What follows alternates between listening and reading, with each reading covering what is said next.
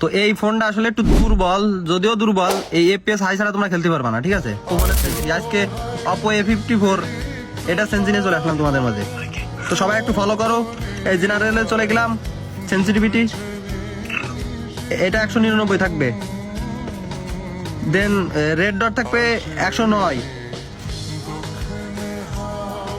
দেন 2 scope 200 থাকবে, 4 scope 180 থাকবে, দেন sniper এটাও 200 থাকবে। আর এই ফ্রি এটা 190 বা 180 দিয়ে রাখবা, তাহলে ভালো দেখা যাবে আর কি ঘুরে ঘুরে। তো এরপরে ডিসপ্লে সেটিংসে চলে আসবা। তো এই ফোনটা আসলে একটু দুর্বল, যদিও দুর্বল, এই এফপিএস হাই ছাড়া তোমরা খেলতে পারবা না, ঠিক আছে?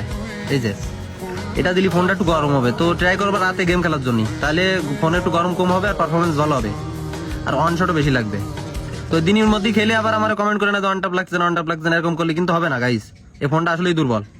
তো এই যে গ্রাফিক্সটা এটা স্ট্যান্ডার্ডই থাকুক এই ফোনের জন্য।